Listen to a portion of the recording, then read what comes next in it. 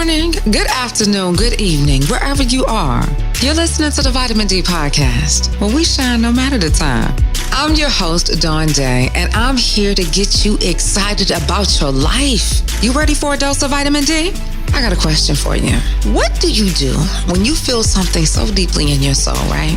And it just screams out to you, but you've never done it before. So therefore, you don't have a blueprint, nor do you know how to do it. And I hear it again and again from people, family, friends, co-workers, about this invisible hand that feels like it's holding us back. And you know, some call it fear. From our spirit's calling, which I like to call purpose. And then it's happened in my life too. I think about it when I had to write my first sketch. Now I study improv over at the Groundlings Theater that's in Los Angeles. And some classmates of mine, we started our own improv sketch group. We're called Cosmic Force. And you can follow us on all social media at Cosmic Force Comedy. And it came up to me, it was my turn to write the sketch, and I had never done it before. And I can feel everything just locking up, and I couldn't think. It was almost like I was giving birth. And what I came to realize is that the smartest person in the room isn't always the one that knows everything. Sometimes the smartest person in the room is the one that uses their resources. So I had to ask some friends. And I appreciate Karina, Danielle, Kenria, Lydia, everybody. And this not only goes for things that you've never done before, but it also goes for things that you're currently doing. Because that's when we call it self-sabotaging, like the procrastination. You know, it's that feeling like you want to quit. And you'll just say, okay, I did enough. Something to come on TV, pop up on your phone. Somebody's going to try to call you. Heck, you're going to even have to pay your bills. Okay, you still need to pay your bills. But what I'm saying is that stop making excuses. And you know, sometimes you're going to have to break in order to break through. You asked God to help you grow, and it started raining. See, we sometimes have to push through ourselves in order to get to ourselves. With all that being said, I have a special treat for y'all. I sat down with comedy legend J. Anthony Brown, the one who taught one of the kings of comedy, about his life, from being the host of the Tom Joyner Morning Show to going over to the Steve Harvey Morning Show, to kicking cancer with a sun don't shine. And we actually talked about him and Steve Harvey on the road together. Also, how to overcome the voice inside that tells you can't when you can. Take a listen. Get your vitamin D right here with me and get excited about your life. How you doing? Doing good.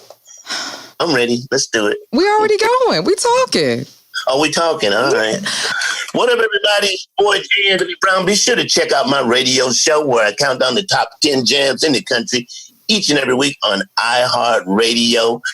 And check me out on Mondays and Fridays on the Steve Harvey Radio Show. And this message has been brought to you by 𝘲𝘪𝘮𝑗.com. Watch out there now. You better sell yourself. Tell these people that, you know, this is the perfect time to start your own business. It's the perfect time for everything that's the beginning. This is happening now. All that stuff you could do before, if you could bake pies and cookies and stuff you did as a hobby, you can eat off of that. Don't let the shutdown shut you down, okay? Right. I should write that. Hold on. Are you going to preach today? Who is this? Don't let the shutdown shut you down. Don't let the shutdown shut you down. Don't let the shutdown shut you down. Turn that frown upside down. Turn that phone upside down. Don't look like a clown. Don't let the sundown shut you down. Hey. Don't let the shutdown shut you down. Come on. You do right, you'll be around. Mm-hmm. Turn that frown upside down. Don't let the sundown shut you down. What you got? What's up? What's happening? First of all, let me just say that this is a pleasure. No, seriously. I know I said it before, but like, I'm talking to a legend right now. So when people be like, Dawn, how you doing? I hear that word a lot. Like, man, you a legend. I don't feel legendistic. I don't know why. What do you mean? Okay, first of all, let's just go here. We were just on the phone just the other day. And you're like, Dawn, Steve Harvey, he had these shows and how amazing he is. But then I'm thinking back when I first started working as the digital content producer for the Steve Harvey Morning Show. And I was in Punta Cana in the cafeteria talking to Broderick Jr. And he proceeds to tell me that his father, Broderick Harvey Sr., got inspired from comedy from you and Richard Pryor. So when you sit here and tell me that you're not a legend, or maybe you can't fathom to imagine it, I just look at you sideways. Oh, okay. Okay. Well, you forget when you do this or when you start doing this that how many people you've touched or somewhat inspired. Everybody's inspired somebody. A lot of people say, man, I used to watch you and I got XYZ. So when you're doing it, you don't think about it like that. And I guess it's because I'm still doing it. I'm still out there in the game at this age. I've been blessed. I came to LA a long time ago. I've never been without a job. That's a blessing from the man upstairs. And you're very talented at that, too. You do more than just radio. I can sing. I can write. I can dance. You can make clothes, tailoring. What's my book? I don't have my book. I missed the whole wait. You sing, Jay? Have you been on? You sing. We just sung a song. Don't let the let down get you down. We just sung that. Okay, in that case. Okay, I hear you. Okay. Don't let the set down get you down. So you said you came out to LA and you kept working, but where are you from again? I'm from Columbia, South Carolina. I came out here. I'd already been doing comedy by the time I decided to come to LA. I've been doing comedy probably about 10 years. So 10 years before coming to LA. 10 years before coming to LA, I was considered what they call a road comic. A road comic is a comedian who works, quote unquote, on the road. So from working on the road, I was able to, sustain to eat. I didn't have to worry about, getting a job when I came out here. Luckily, I got a job, but I was always out here, and then I'd go to Texas or Chicago or whatever to work. So I was blessed by that. And then luckily, I got a job as a writer. And what was that? Yeah, I got a job writing on the Arsenio Hall show. Woof, woof, woof. What? Woof, woof, woof, woof, woof. Yes. Wait a minute. How does that happen? You just said it like, it was nothing. I mean, it was meant to happen. The first day, first of all, I drove to LA. I drove to LA in a powdered blue Escort. It took me. Wait, the little bit Escort? Yeah, the little blue Escort. And I had this thing built on the back. So you know how you back of the Escorts where you would pull that little cloth thing down and you couldn't see what you have. So I had a wooden piece made so that all my belongings could be in there. When they look in the car, they couldn't see anything. So I had a brand new powder blue Escort. I drove to LA, and my goal was to get on Johnny Carson or anything. And it's amazing how it has turned now. That comics back in the day, in order to be quote unquote successful, you had to get on one of those shows, either Arsenio Hall, Johnny Carson, or any of those late night shows. If that was the next step. And so I come out here, man. The next day I go over to Paramount Studios to hang out with my friend who is a writer on the Arsenio Hall show. And we're just hanging out. He's got two writers, both of them white. I know both of them. And we're sitting there and they're typing up the monologue. And from them typing the monologue, I'm yelling out stuff. And he says, see, you can do this. I said, do what? You can be a writer. It's nothing, man. We type these jokes and then we go home. It's just that simple. He said, why don't you send Arsenio some jokes? Now, here's the key part. And up until this day, I can't type and I'm a horrible speller. But I figured out that most people let what they can't do stop them from what they want to do. Come on. They always put it, well, I can't do this, so I'm not going to be able to, I don't have a big kitchen, so I can't cook pies, or I don't have this. So I didn't let that stop me. Now, this was before the internet. This was before any of this stuff. So all I said to myself was, if I can get somebody to type up my jokes, I'll send them into Arsenio Hall and see what happens. So I typed up some jokes. Took them to Paul, because this was before fax machines. Fax machines didn't exist when, you weren't around. But it was a day when there was no fax. So it meant you had to call the jokes into the lady who was typing. It was an elderly lady. So sometimes she didn't get the joke that I was saying. And it didn't make sense because I didn't see it until I picked it up. you know. So I had her type up these jokes. And so I sent them in, I give them to Paul. I take them over to Paul. Paul says, I'm going to give them to Arsenio. So I'm on the road and he calls me up. He says, tonight, Arsenio is going to do your joke. Whoa. I said, oh, really? He said, yeah, he put it in the monologue. So I'm sitting in the hotel in Kentucky somewhere, and I see Arsenio do the joke. And the joke I wrote, it might not be funny now. Don't go. That the joke that got you a job. Wait a minute. So now what was the joke? The joke was LaToya Jackson did a spread eagle on a motorcycle. This was in Playboy magazine, and she said she did it to enhance her career. And Arsenio Hall said, well, I've been out here about 30 years and I like to enhance my career too, but you don't see me butt-ass naked on a Harley Davidson. Boom, that was the joke. It killed. It destroyed the room. They called me in and said, Arsenio wants to meet you the next day when you come back to LA. So I said, oh my God, I can't type. What am I going to do? So I started, we started working with this lady who would type up my jokes, because back then the only news outlet you had was USA Today. USA Today came out at 6 o'clock in the morning. I could look in the paper and get my 6 o'clock in the morning jokes, get the lady to type up me. I always turned in 3 pages of jokes, now maybe 6 or 7 jokes on each page.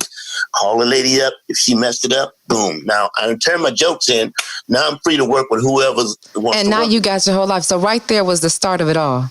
That was the start of it all. All right, ladies and gentlemen, welcome to the Vitamin D podcast. Here where you get excited about your life. Here I'm here to give you a dose of inspiration. And I am talking right now to the incomparable Mr. J. Anthony Brown. What? Brother said he started his career at Arsenio Hall, but I'm interested to know, who was Jay before the comedy, before the 10 years? I was a tailor. I made clothes. I went to school in Denmark. Germany? South Carolina. Oh, I always throw that out there and let people be amazed. Try to guess which one. This is a world traveler. This dude. Sprachen Sie Deutsch. Was ist los mit du? Wieder nachstehen, Arbeitssichten, ja. Won't they, don't they, don't. Wieder nachten wir Osten werden Osten, nein, Osten werden sie.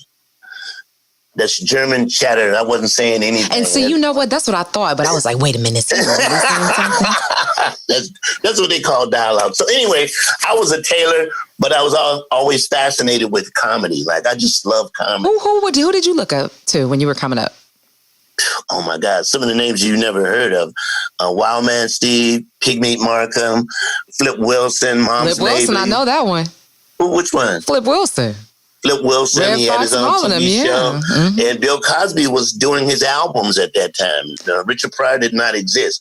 So Bill Cosby was doing his albums. And Red Fox. Red Fox was really big because you had to buy the Red Fox albums and you would party. Sneak, or you couldn't play them, you play them real low.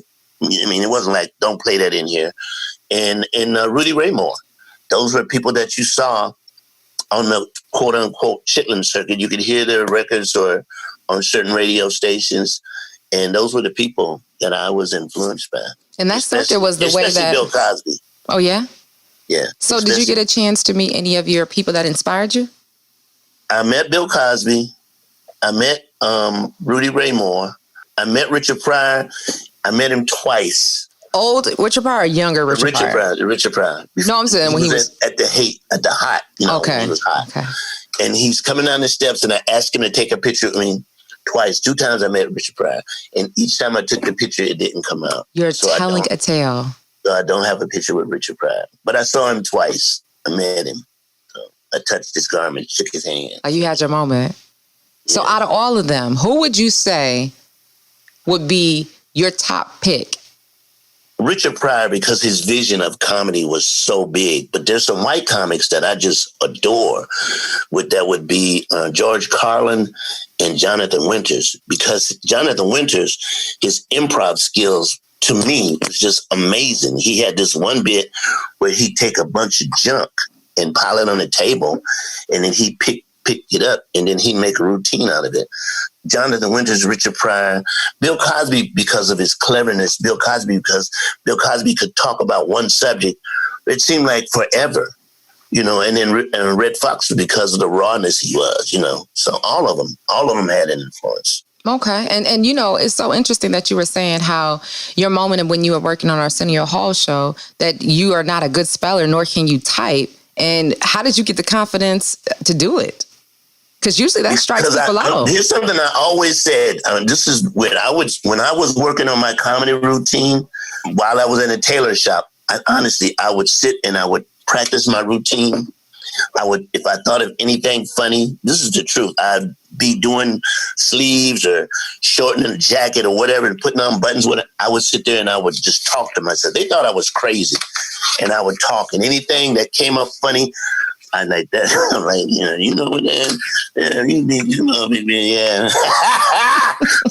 and I was sewing. They thought this Negro is crazy, and so I just, at the end of that, I would say to myself, I'm not going to let nothing mentally, physically, emotionally, or financially stop me from what it is. I'd say that every day. So it was that. It never dawned on me what I couldn't do in terms of what I wanted. When I first started doing comedy, I was horrible. But I didn't let that stop me. I sucked. I booed. I got booed up stages, and you drive home. It's horrible. I can compare bombing on the stage to having a death in your family. Really? It is the worst feeling. And in comics, it is the worst feeling in the world, because you go up here to make somebody laugh and they go, nah, we ain't feeling it. Now, by the same token, the most funniest thing in the world for a comedian is to watch another comedian bomb. God, dog. Funny. And let me tell you why. Because we've all been there. Right. We've all been there. So we laughing at you. We laughing at your pain. We laughing at... Because I know that pain. It's like moms, when the baby sticks her finger in the socket, you ain't gonna do that no more. And you're laughing not at because mom has burnt herself. So I've been burnt. So that's why that's funny. So man, I'd have nights. Oh my God. It was like, but you kept going. But so that just tells me the fact that you had that type of perseverance, that you had some type of foundation. What was it like growing up? Somebody had to push you. Are you the only child? I had several funny people in my family. My mom was hilarious, but my mom was funny laughing if you were laughing at her. What? My mom was funny if I was laughing at her, not that she said anything brilliantly funny. It's just that my mom was a big lady. She weighed probably about 300 pounds, and she was a short lady, and she would just say things that to me were funny. One of the funniest things my mom did, when I started doing comedy, I put my mom in my act, and it just came to the point where when I would come home, my mom and my dad like, all right, here he come. Don't nobody move, because if he sees something, he gonna make a joke about it. He gonna put it on the radio. So they were funny. But the funniest thing, I bought a hat. I paid $150 for this straw hat. This is you as a child, right? I was a comedian at the time. I was doing stand-up. So I go see my mom. I have on my new hat. I set my hat down. I get ready to go. I can't find my hat. I don't know where my hat is. Where's my hat? Yada, my hat. Oh my God, my hat. And my mom says, well, I'll get up and help you look for it. I'm like, okay, no problem. So she gets up. You see where this is going, right? And the hat, she's looking around, and the hat is stuck to my mama's ass. And so I start laughing.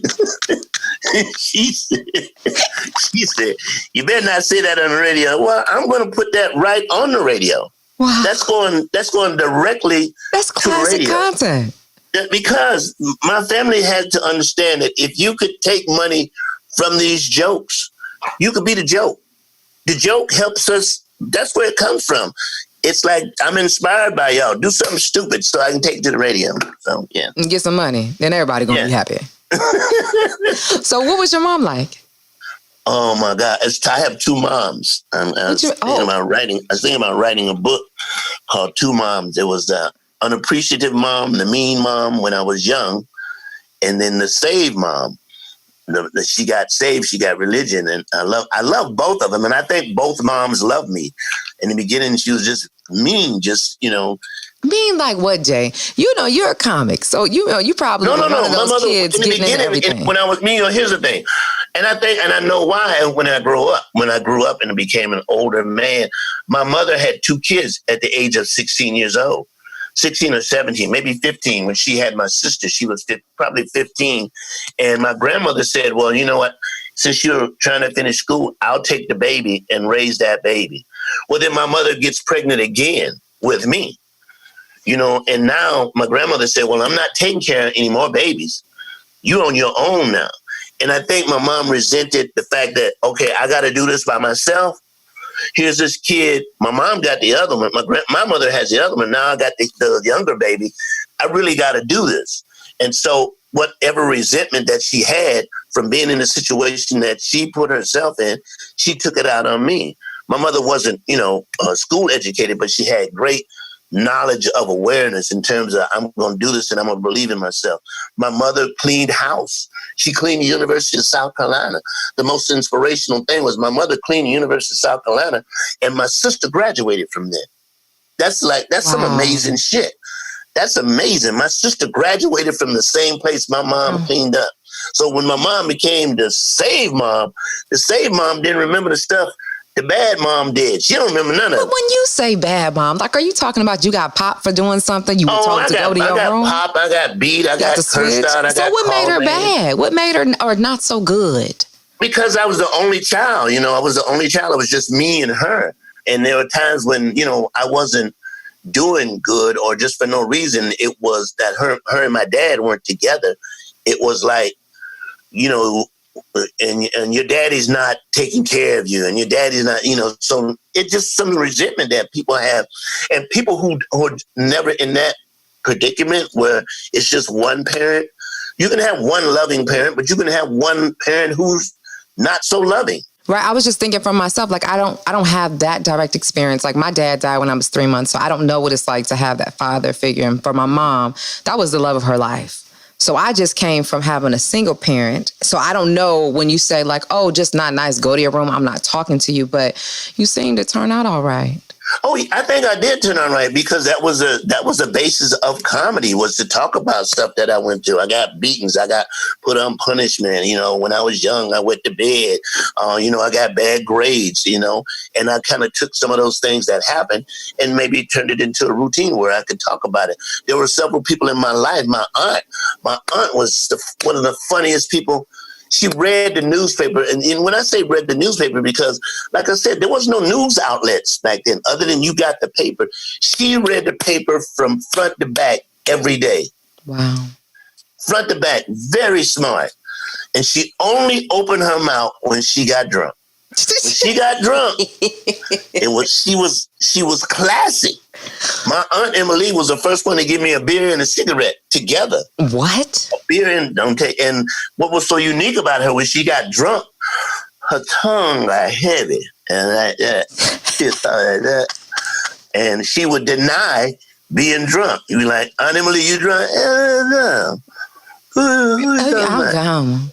Like, you're drunk. And what was so unique about it, she would go in on my grandmama, and nobody said anything about Big Mama. But my Aunt Emily would light into her ass, man. She like, what? Everybody's scared of Big Mama. Big Mama gonna get you. Watch out for Big Mama. So, was your Aunt Emily and your mom good for sisters? Like, were they good friends as well? They were twins, not identical twins. One light, one dark. One was light, one was dark. They were born the same day. When you think about it, I don't think they were twins because they didn't look nothing alike. That's some. Now that I think about it. Just because they were light skinned and dark skinned, come on now. I'm just saying. It's but when you're young, sometimes the aha light don't go out till you get older. True, and that part you don't true. Go, Because black folk keep some secrets. Okay. Oh they was doing it. Oh, okay. That's why he was over there every day. Oh, what? She was cooking for. Oh, okay, all right. It was fucking all right. And that's just what it is, man. I had an uncle who was gay, who lived with another man. The light didn't go off till I got in my 30s. You was just like, oh, that's just Unc's friend. They always hanging around. Oh. Okay, all right. I mean, I didn't judge him. I loved him. He was my uncle. But that's what happens sometimes in life. The light doesn't go off until later on in life when you figure things out. That's what you do. My grandmother played the numbers. Oh, yeah. My mom liked to play the numbers too. Your mom played the numbers? Yes, she did. When did you figure out they were numbers? I had to be grown. Okay. And let me tell you why. That was just nothing but the lottery. She would tell me she would go play the numbers. Okay, well, my grandmother didn't tell us. She would send us to this lady's house with little pieces of paper that sometimes would have 50 cents in it, or 20 cents, or 30 cents. And it had a number on it. I always thought it was her paying somebody back. I didn't figure it out was a number until I was like, oh, shit, playing the numbers. Right. That was the numbers. Okay, so you got older, you start to realize some things, but I thought it was something interesting because you said your mom had you, or 2 kids by the time she was 16. So that may have said that she, may have gotten around and had fun or just lived a little. So at what point did she change over and get all holier than thou art? And then how did that affect you? Her 35, 40, when she moved, when she separated from my dad, and to get her own place, her whole attitude changed that I got to really do this for myself. I remember my mom being depressed at one point. And then I just remember her being just the strongest person. Not only the strongest person, my biggest supporter in terms of whatever I wanted to do. When I started doing the Tom Joyner show, when I started sewing, I went and bought a sewing machine. And at the end, I was a master tailor. And my mom was just, I could make stuff for her and she'd put it on, she'd wear it. I mean, I was good. I was a bad boy, and I didn't start out good. There were times where there were things I couldn't make, but I got better at it. And at the end, I was accomplished tailor. When I was a tailor, I was making more money than my sister, who had a nursing degree. So you were tailoring as well as on the radio at the same time? I didn't do the radio till later in life, but I was doing tailoring first. Wow. When I was doing tailoring and stand up at the same time. And then how did you get in contact with Tom Joyner? How did that work out? Oh, I did Def Jam. My manager called me up and said, they got this new show coming out called Def Jam. And they're paying, I think at that time it was $2,500.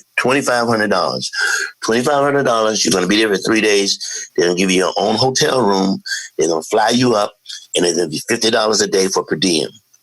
And she said, I don't think you should do it. And I said, that's a lot of money to turn down, Beverly. Beverly Muse is her name.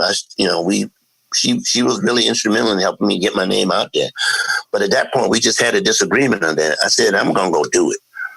I'm going to do it, And it changed my life. I did not know.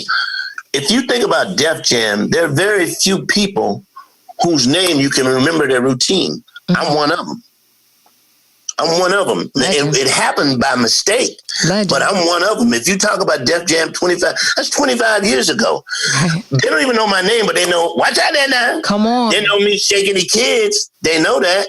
They know me spraying the hairspray. They know that. They know you, yeah. They know that. So I go to the rehearsal, and at the rehearsal, you had to do your first joke and your last joke so the camera would know when to pull out. You do your little routine. I'm going to open with this joke, and I'm going to close with this joke. One of the jokes I was going to open with is about people. It's a common joke now, but I did it first on Def Jam, so I know people. Oh, I heard that joke before. You probably have. A joke about people laughing. Some you ever see people with no teeth laugh? They laugh like this. They cover them out, or they go. That was the joke I was going to do. Now, when I did it on Def Jam, when I was going to do it, nobody had seen it. So we did it at rehearsal. Now, at rehearsal, all the comedians are sitting at rehearsal. So everybody hears each other's jokes? Well, they got it. They do them all one time. First joke, last joke, next. First joke, last joke, next. You're going to be on the show 1, 2, 3. You can go back to the room. So anyway, the night of the show, the MC did my joke. He did my joke. I'm not going to say who the MC was. What? Did you confront him? No, nobody knows me. Wait a minute, as a comedian, you don't... Wait, I don't need that. I don't need that. What I needed to do was get in my head and produce and focus on what's coming up. So I found out they had a basement, and I said, I got to go down in the basement. I can't get mad. I can't go out mad. If I go, nobody knows me. They never see me. Dude, he stole my... Yeah, well, you're all right. Well, that's all you got is that one joke? Right, keep it moving. So I go down in the basement and I said, Lord, I prayed. I remember the prayer. I said, Lord, please don't let me go out there mad. I can't go out there mad. I can't do this mad. I got to stay in this was before Woosah. I was Woosahing down and I said, I had this other joke that I put in, which was to watch out there now. I said, I'll do that. Because the mouth joke got a big laugh. I said, I'll put the watch out there now joke. Now, the watch out there now joke came from when I went to a hockey game with a white friend of mine named Dave Horowitz, who is a producer for game shows. He takes me to a hockey game. As we're going to the hockey game, a black man walks past me. I say, how you doing, sir? He said, watch out there, young fella. How you doing? And I said, you see that? That's how black guys tell. We speak different. Mm-hmm. I took that and made it a routine. Like younger guys speak like this. Sir, what's going on? Sir. Older guys, they get physical. Watch out there now. So it's a whole movement. They move. They got more movement. I put that in. If you watch my Def Jam, the room exploded. I mean, the room just killed. It blew up so much that I wasn't aware. Heavy D was there. Wesley Snipes was there, because this was the only outlet for comedy. Mm-hmm. In the room, it just blew up. And I'm sure it was a pretty big grind for black comics, right? It was huge. Every major comic that's a major comic today, pretty much, I'd say 75% of them were on Def Jam. Really? 75%. With that being said, so when did you meet Mr. Harvey? I met Mr. Harvey. We were working we can call Steve Harvey. Out of respect, I just say, Mr. Harvey. When did you meet Steve? I met Steve in Lafayette, Louisiana. We're working at a comedy club. And they say, I'm working with this guy named Steve Harvey. You would always, sometimes, most places wouldn't put two black comics on the show. And this is in the 80s, 90s? This is in the 80s, 89, early 90s. They didn't put two black comics on the show. But this particular show, they put me and Steve on the same show. I'm the headliner, and Steve is opening for me. He's the middle act. He's not the opener. He's the middle act. So Steve's the middle act. And so I'm sitting in my room, and I hear this knock on the door. And it's Steve.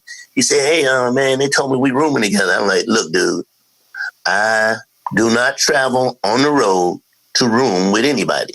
I left an apartment. Why am I going to go in the room and share a room with somebody? I'm not doing that. So you go back and tell the club owner he needs to get you a room. So he goes back. He said, they're not getting a room. I said, okay, partner, here, tell you what I'm going to do.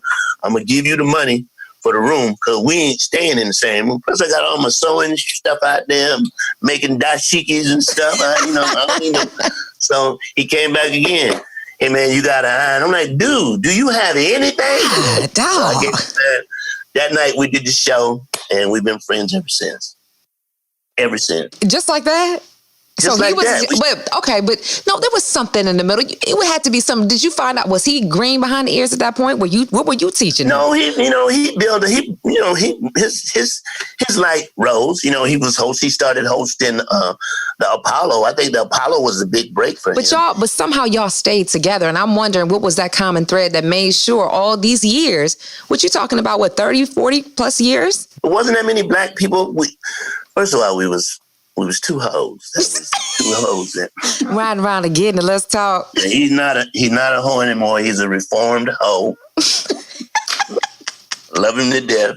He settled down. I'm not a hoe. I still have hoe tendencies. And so we would talk to each other, and it was weird that the way we communicated, because he would call me and said, I'm going to be in such and such. And, okay, man, I see you. I'm coming that way. And we just hook up and stay friends, and we would time to time get busted.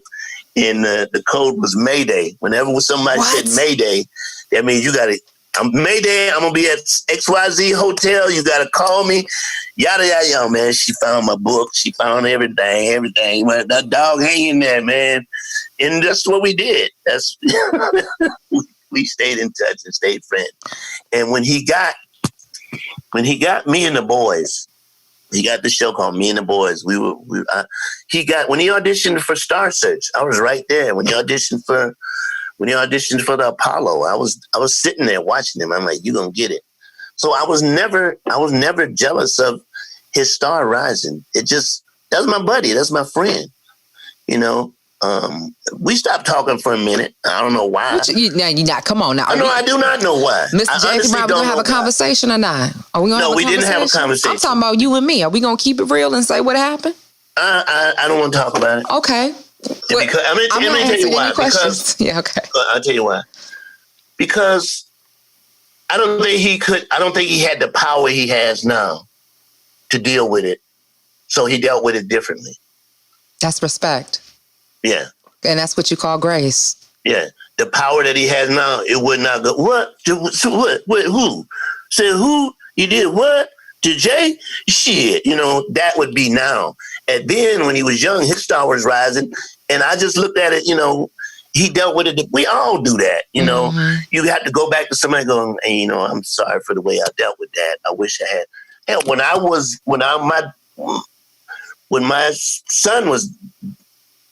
my baby mama's son was carrying her, I stepped away from the girl. I ain't want nothing around her. I figured if I'm not around her, she ain't pregnant. So this is the knowledge I had back then. And I just felt that's what he did then. And I still love the dude. He stepped up to the bat for me when he did Me and the Boys. He didn't have to do that. I remember it like it was yesterday. What was it like working on that show? It was so much fun. It was just, you know, I had a writing partner, Rashawn McDonald. Rashawn McDonald was my writing partner. So we were the only blacks. I remember sitting in the room where Steve is talking to the big white people, and he says, we got this show for you. We ready to start production, yada, yada, yada. And Steve said, okay, cool. He said, but y'all got to hire these two dudes right here.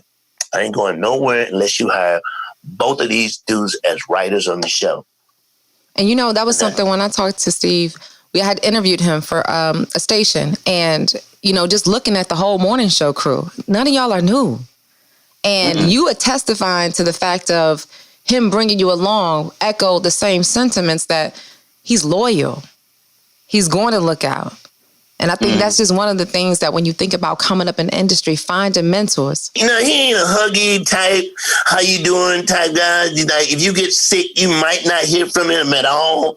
But if something happened to you, he'll be broke up. You know, he ain't the guy to call and check on you, you know, and that's just not him. You know, he ain't got his tolerance for the hug, man. You know, you might know, but I'm where I'm at because of him.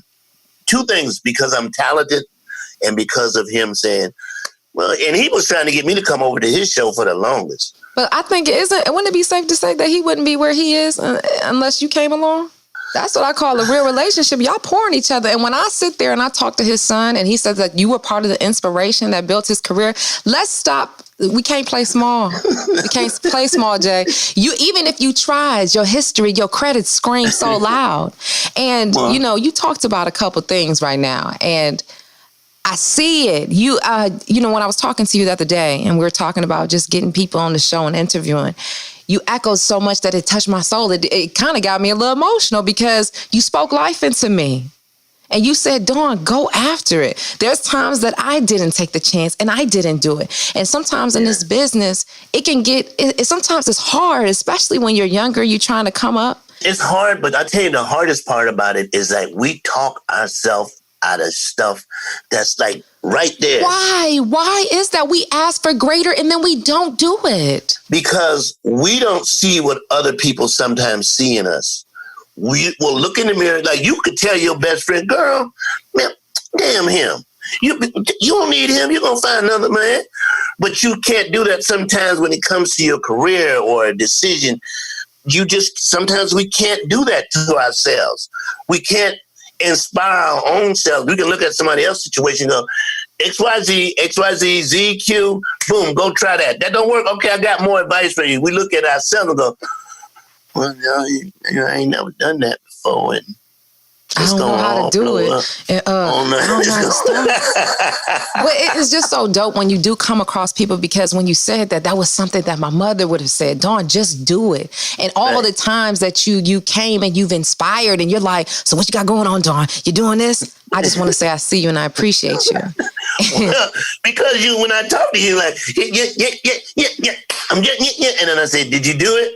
Well, no, I didn't do it yet. Oh, Jay, come on. I'm sitting here talking to you on my podcast, done. I got my weekend segment done.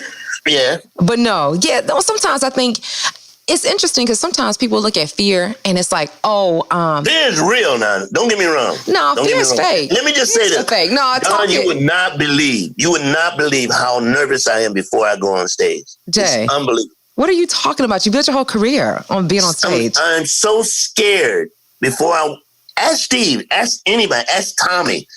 It's unbelievable. Like, what do you mean? Stage fright.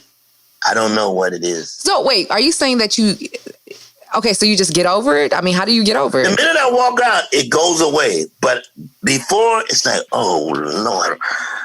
Have you ever had it so intense that you did not go on stage? No, I'm going to go. Oh, you've never not shown up? No. There are things that, like I said, there were things that were offered to me that I didn't take on. There were jobs to me that I said, I don't want to look stupid. And I always threw things in the way of stuff. I threw things in the way of something I couldn't do that would decide whether or not I could take on something somebody was offering me, which is what a lot of people do sometimes. Mm-hmm. They go, well, no, I'm not ready for that. So I didn't do it. Mm-hmm. But it's so interesting how you were just saying in general how even the times that you've been so scared of not doing it and just go to the fight. But you said it's real, but how is fear real? False evidence appearing real. Come on, Ajay. Yeah, it works out. I feel like I always use like fear like an ammunition to kind of spearhead me further. But I look at now, like I've been able to, like, one, being here talking to you. Two, just working on the show and getting the podcast, doing the voiceovers, writing sketches with my teams and filming that. And I've been so uncomfortable. Jay, it's like so uncomfortable. There are times that I just cried. And not because I didn't think I could do it. It's just that I don't know how to do, or I don't know what the first step. But you know what you said to me. And I've been telling each person this. You said, Dawn, you ain't gonna never have your ducks in order. If you think about it, ducks don't even walk in order.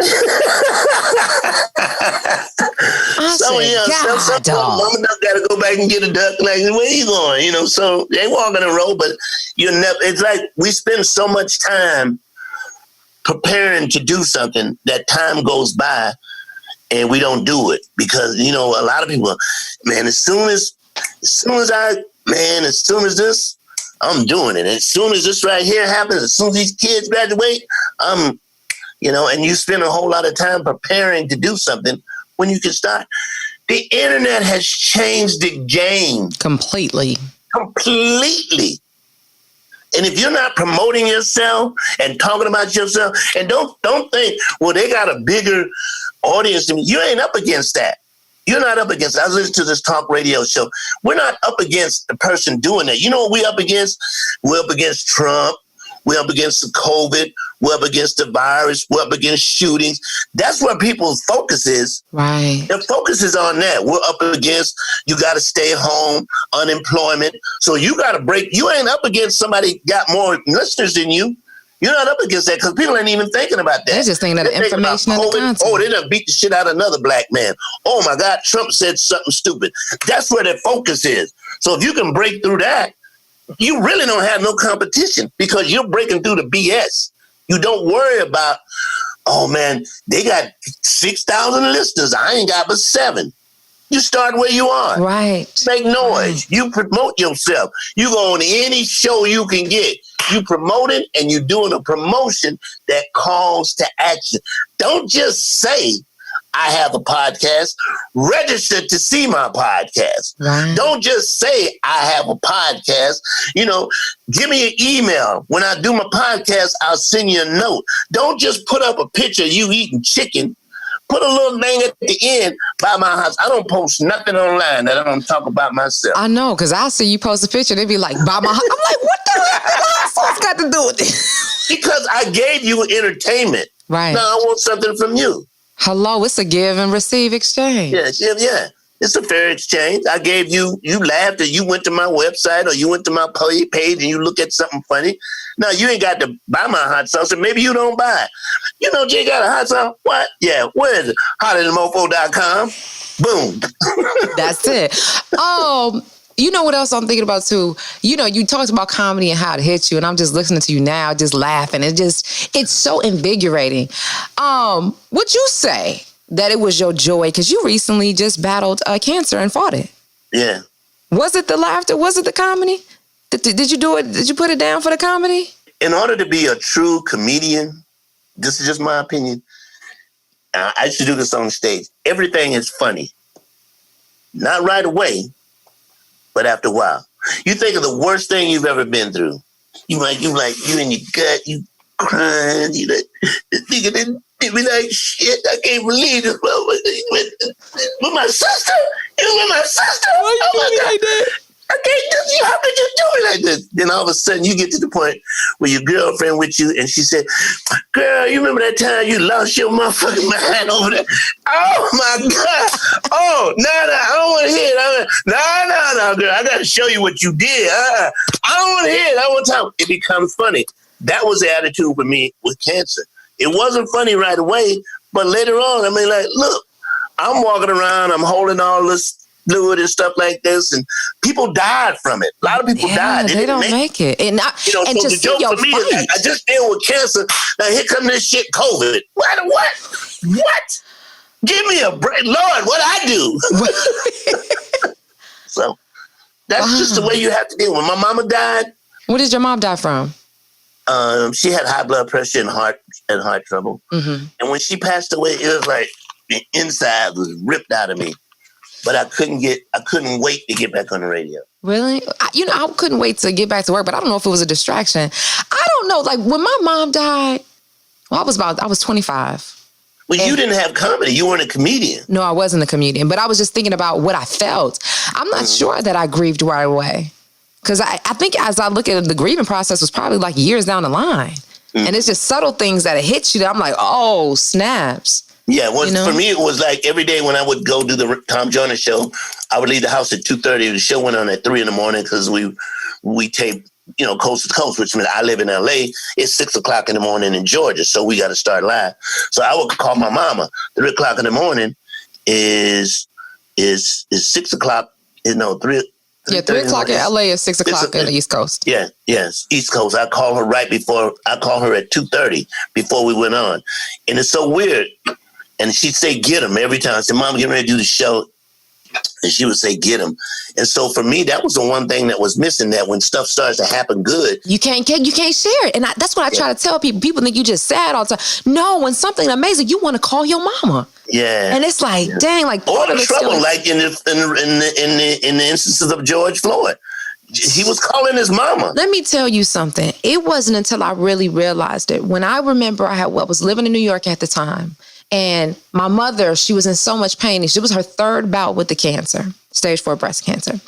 And, and that's what reminded me, because when I saw your fight and how you were pushing, and I was like, that's who my mom was. But I think she got to a point where she had broke, when you just get tired.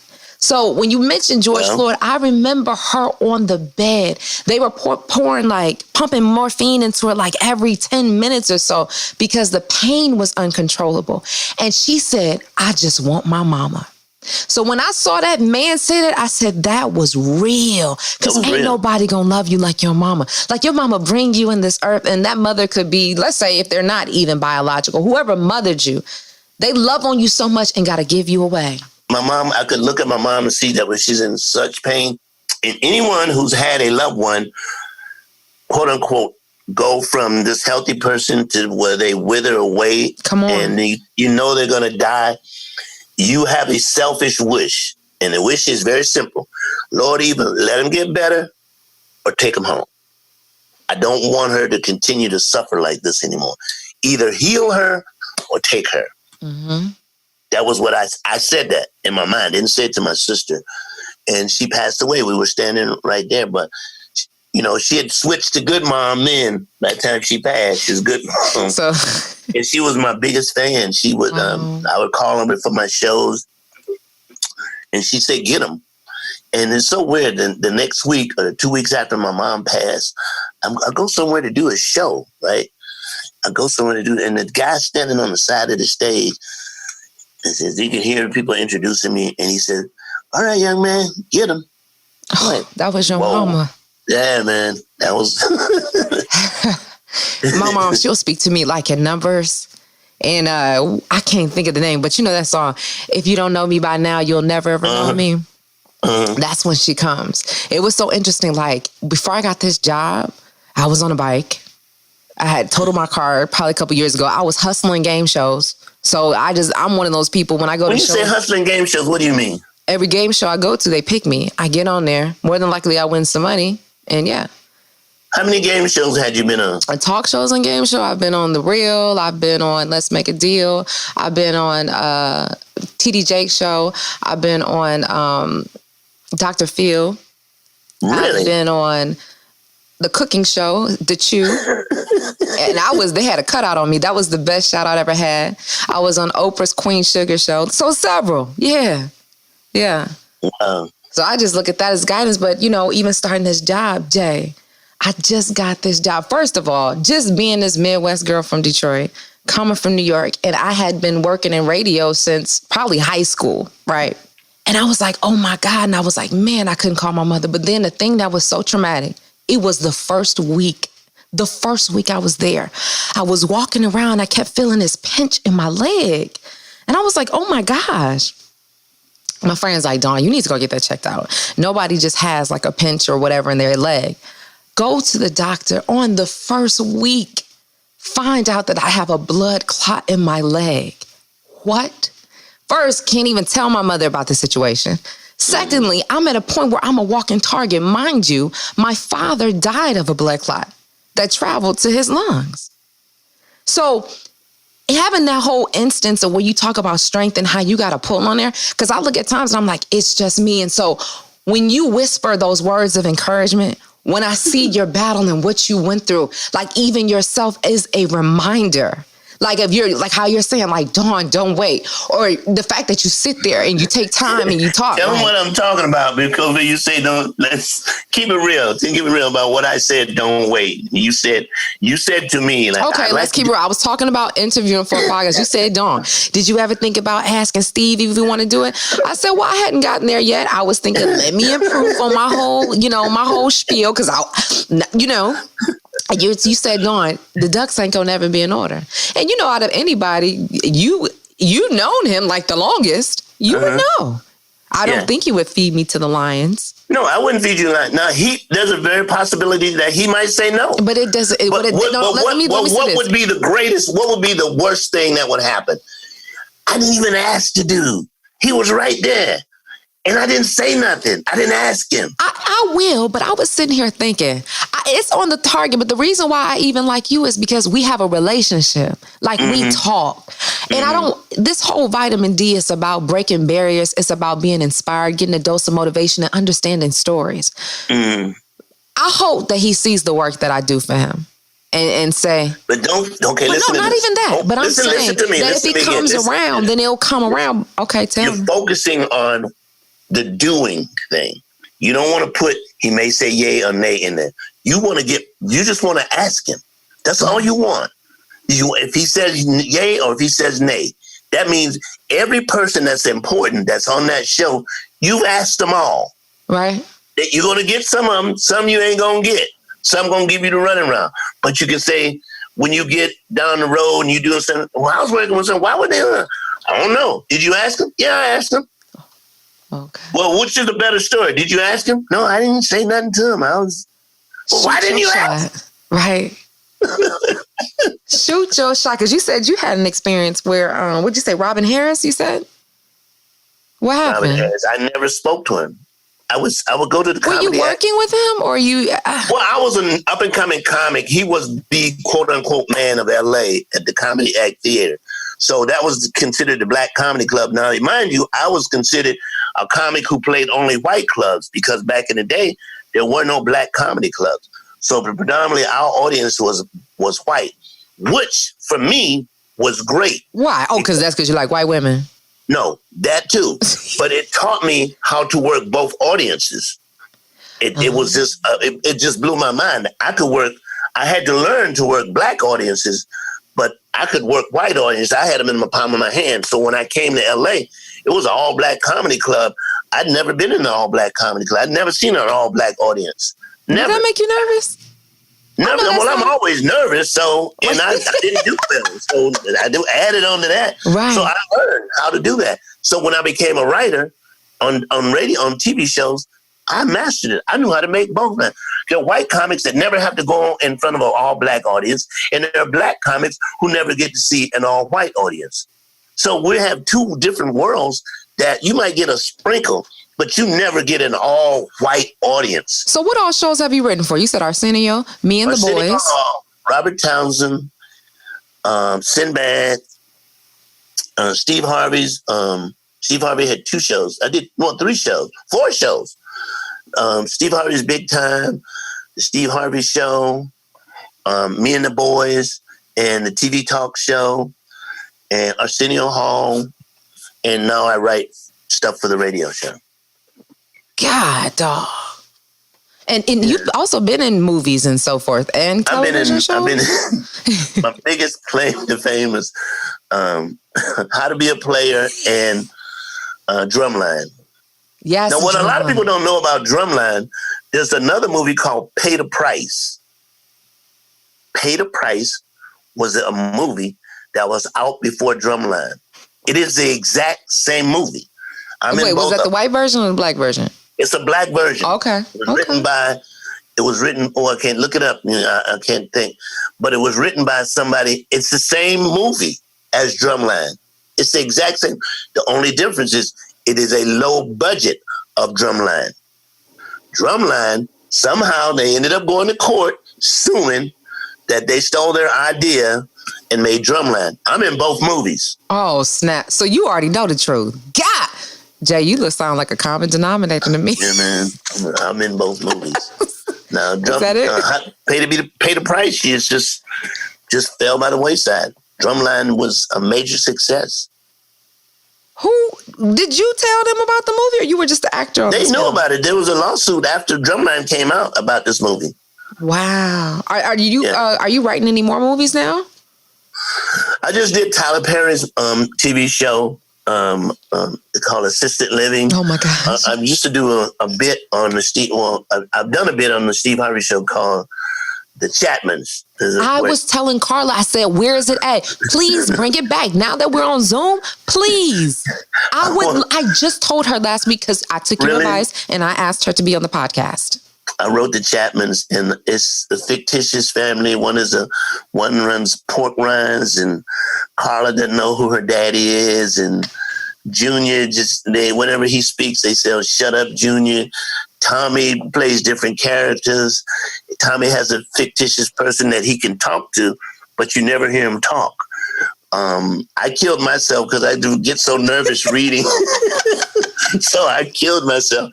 And Shirley is the narrator. She moves the story along. Oh, so when you write, what inspires you? The premise, the story, or the characters? It was just something when Steve said he wanted to have a something like a sitcom, and I said, well, it would be great to have a sitcom. First of all, we make it short, and we make it that instead of bringing in people, let the people on the show play the characters. That's ingenious. That's just genius stuff there. And so I came up with this concept of the Chapmans, and my assistant, Maisha, would type it all out from me. And to make Shirley the narrator is great. It's brilliant. I mean, she is the voice of Urban She moved, Radio. and there are times when you could write it. One of the best shows for me, written, the best writing show on television, is a show called Green Acres. Which network is that on? It's on the old channel network. Okay, talk. What you love about it? Because the way they write on Green Acres, they not only wrote what was happening in this predicament here, they would write jokes about the credits still going across the screen. What? They would, yes. For instance, he'd be talking to his wife, and she would say, "Oliver, why are the words still on the screen?" and they would play it off like he didn't say it. He would break the wall. If he said anything, if he just said, "Man, I'd like to get some new siding," they had a character that came in, said, "I heard you talking about siding." Now, he wasn't in the scene. He just showed up. Mr. Haney just showed up selling stuff. He wasn't like, he acted as if he heard what they were saying, and he'd show up selling it. It's, to me, and it was all written by one guy. One man. To me, it's one of the best written comedy shows ever. That and the Sanford and Son. Sanford and Son was a beast. What? And it was so raw and real. Is there any show out that you felt like probably got inspired for that, or maybe some actors? Well, I know what got inspired. That show came from England. Well, no, I'm saying after Sanford and Son here, do you see anybody else that came up after that kind of tried to pull that story had a culture? show that I thought was Martin. Oh yeah, Martin. Yeah, Martin. Where Martin was the antagonist in terms. And what was so good about Martin is the same thing with Sanford and Son. Is when you do a sitcom, you got to have look at all of them. You got to have a character on there that everybody either dislikes or that they just talk about everybody in the room. The character talks about them. You got to have that character. That character has to exist. And you look at your major sitcoms, All in the Family, Good Time, That's My Mama, Monique. Who is the antagonist? Who gets to insult everybody? Monique gets to insult everybody. Moesha, who gets to insult everybody? She brought in her friends that would come. So when you have that, when you do that for your writing, or either you have a quote unquote come in the door character. On Seinfeld, it was Kramer. When Kramer came in the door, it was just the lap, because they did the show live, they got so much applause that they would have to wait. And if you look at the tapings now, they took it out. They took it out because they ate up time. On Room 227, Hey Sandra, when she came in the door, when Rollo came in the door, the guy, the next door junk man, you got to have some kind of character coming in to break up. Red Fox put all his friends on. LaWanda, when she came in, you go out, fool, and they would go at it. Yeah, so that's just writing. That was just great writing. So what, I know you talked a lot of the male comedians. What about the female comedians back then? Like, was comedy harder for females? Marsha Warfield, Adele Givens, some more, Wanda Sykes, oh man, Moms Mabley, tons of, and I've always said this, these females are way smarter than these Negroes, way smarter. They're way smarter than us when they hit the stage, way. I'm glad that you give respect when it's due, though. Yeah, they way smarter than we are, because they don't have to go, I'm screwing this, they ain't going there. They'll go that route, but it's so clever that you don't see it coming. They're smarter than men, because they're smarter than men anyway. I would not have comedy shows. When I go on the road, I don't have a guy on my show. I will not put a man on my show. Really? Give me some women. The room is full of women. You actually, didn't you go on tour with your daughter? Yeah, no, that's a whole different story. My daughter. I didn't want my daughter to curse. I wanted her to be clean. You're a sailor, and you didn't want her to curse? Yeah, I know, but I wanted to, because when you don't curse, it makes you think more. I'm not saying comics who curse are not thinking. You just throw out curse words. That's just my opinion. When you don't curse, you're thinking, what can I put there? What can I say? So I said, in order to work with me, you can't curse. You go on stage, you do 3 minutes. I don't need you to do more than that. But, it takes hard work to do this. Oh, it's not easy. Work is hard. What you mean? Writing a couple jokes? You got to go to places that you don't want to go. You got to go to, it's not safe now. You got to go to campuses. You got to go to jobs. I went to all girls schools. I went to restaurants where they didn't have comedy. I stood on the floor. I stood on the DJ floor to do comedy. I went to all white places. I went to biker clubs. I went to places where there are 3 and 4 people. Comics don't want to do that now. They want to be on the internet. So don't get me wrong, it's a whole different game now. You can be successful by being on the internet. But once you come off the internet and there's a crowd, you got to find a way to entertain that crowd. You got to find a way. Well, I will say the good thing now, because everything is online, a lot of people are doing like a live audience. So That's it's good. still that feel, but I feel like I would imagine that there's a different kind of energy when you got somebody in the room. Oh, when you got people like this, it's different. And you can feel the breath and all that kind of stuff. So is there any advice that you even tell somebody about if they're thinking about comedy? Yes. When you start thinking about now, I would tell people to post as much as you possibly can and build up an audience. You can do that on the internet. You don't have to, quote unquote, do the chitlin circuit if that's the type of comedian you want to be. But if you want to master both, then find a way to master both by getting on that stage in as many diverse audiences as you possibly can, and you will be a better comedian. And you got to go all in. You got to go all in. You got to drive home from that club that night when you know you was not funny and it did not work. It was funny in the mirror.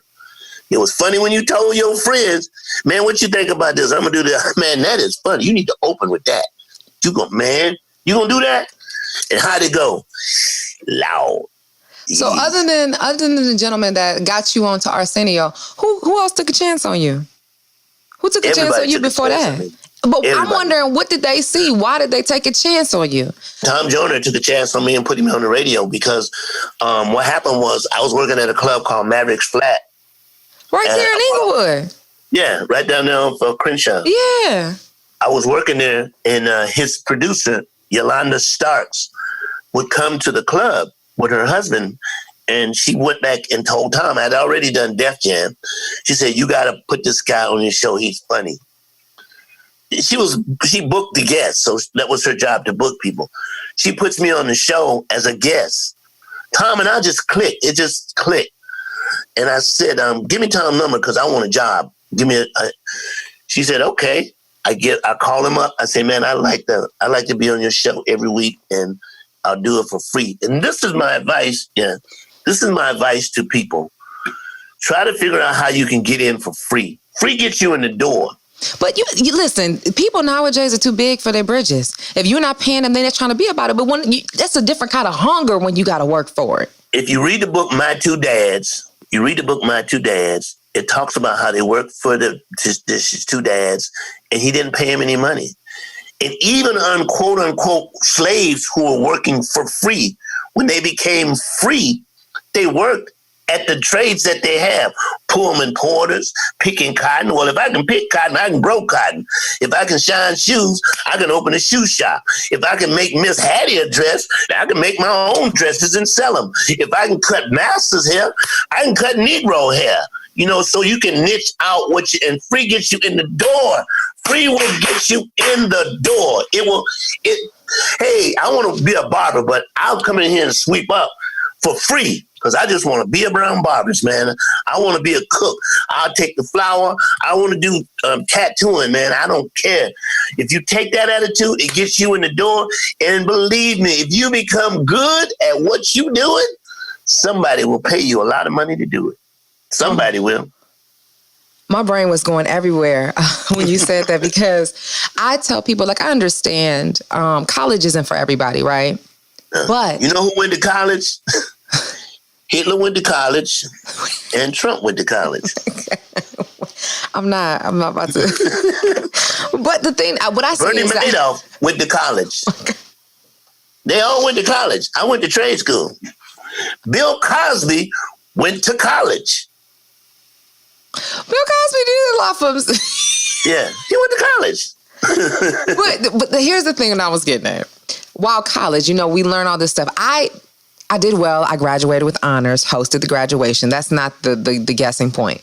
But I feel what I benefited most from college was what you just talked about working for free, was doing my internships, because I had an excuse to be in the door. I had an excuse just to hear the conversation. So whether you were talking about a name, whether you were putting me on, telling me things that I need to learn about, to read about. And then it became that thing of, oh, Dawn is always there. Oh, Dawn is showing up. In fact, that's why I sit before you right now. Because when I was interning in Detroit, I was a promotions assistant.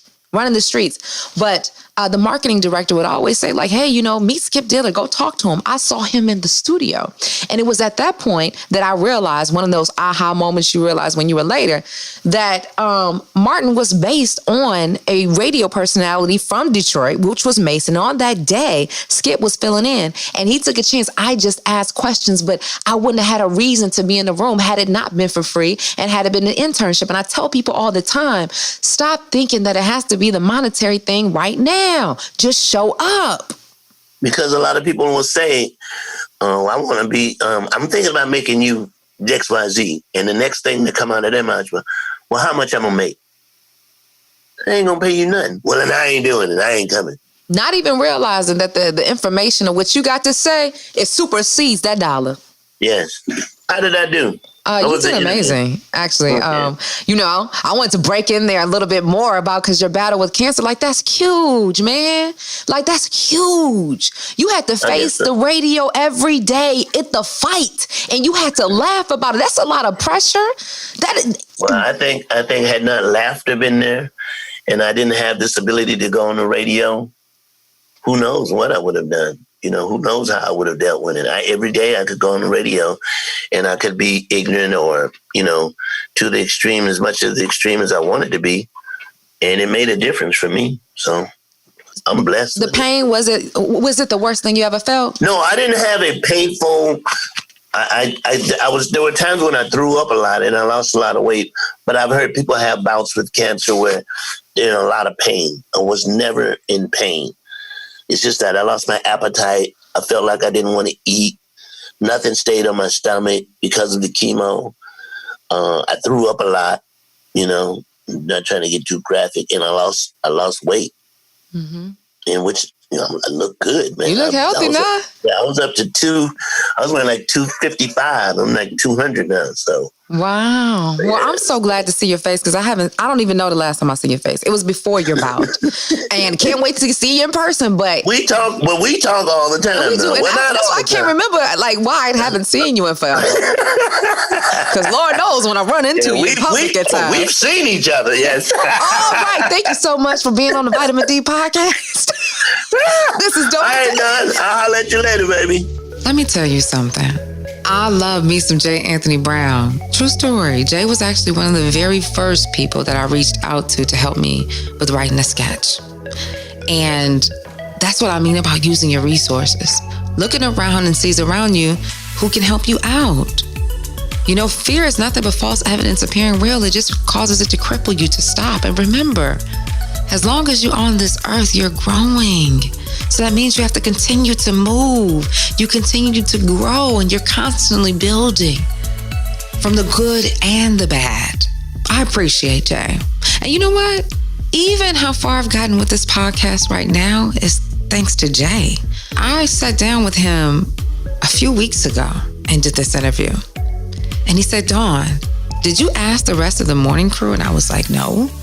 And he was like, why not? I said, well, I'm waiting to get everything in order and get my ducks lined up. He said, Dawn, ducks don't even walk in order. What? You see what I'm saying there? Find your mentor. Use your resources. And from then, that's how I got Shirley Strawberry. Heck, coming up soon, it's going to be Carla Farrell. And he said, did you ask Mr. Harvey? I said, no, not yet. And each time I talk to him, he asked me that. So I'm going to ask Mr. Steve Harvey. And listen, if he does, he does. If not, he doesn't. But I'm going to shoot my shot. And you'll know, because you'll hear him. And if you don't, you'll know what happened. So thank you, Mr. J. Anthony Brown. Your ducks don't always have to be in order, because ducks don't walk in order. So if you like what you heard and you want to learn more from Jay, you can follow him on Twitter at the letter J Spot Comedy. He's on Instagram at j.anthonybrown. And if you're looking for more vitamin D in your life, you can always follow me at DawnDai Speaks on all social media. Again, that's Dawn, D-A-I Speaks on all social media. And I'm also going to put up some clips from this episode later in the week. I hope you enjoy it, okay? And until next time, always remember, you are your greatest asset.